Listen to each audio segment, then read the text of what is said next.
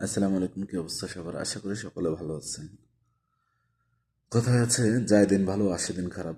এই যে ভিডিওটা দেখতেছেন, ভিডিওটা একটু ভালো করলে দেখতে পারবেন যে একটা মেয়েকে পুলিশে নিয়ে যাচ্ছে। ইতিমধ্যে ঘটনাটা ব্যাপক ভাইরাল, যে মেয়ের হাতে বাবা খুন। আসলে আমরা তো তার সঠিক কোনো তথ্য এখন পর্যন্ত পাওয়া যায়নি যে মেয়ের মুখে স্বীকারোক্তি যে মেয়েকে তার বাবা নির্যাতন করেছে। ইভেন এর জন্য 2022 সালে একটা মামলা হয়েছে।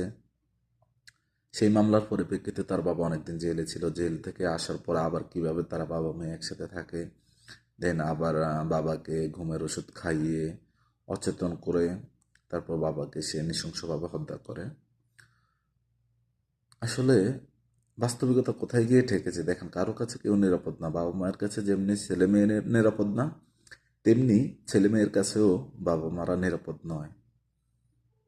কতটা ভয়ঙ্করজনক ঘটনা এটা।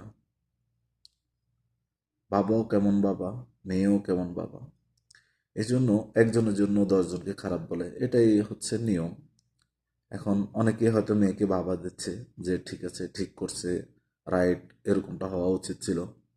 আবার একটিবার বাবার জায়গা থেকে চিন্তা করলে দেখা যায় যে কেমন মেয়ে জন্ম দিল, মেয়েটাকে সে সুশিক্ষায় শিক্ষিত করতে পারলো না।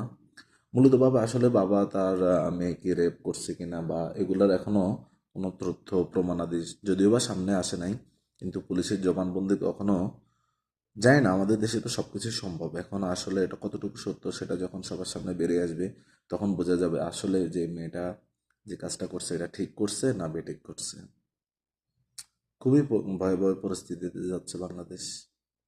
সকলে দোয়া করবেন আল্লাহ যেন বাংলাদেশকে এই সমস্ত আহ, খারাপ কাজ বা এই সমস্ত দুর্বৃত্তসহ ঘটনা থেকে অতিশয় রক্ষা করে।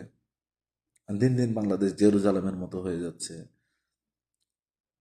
বাবা মেয়েকে খুন, মেয়ে বাবাকে খুন, ভাই বোনকে খুন, এইভাবেই চলতেছে।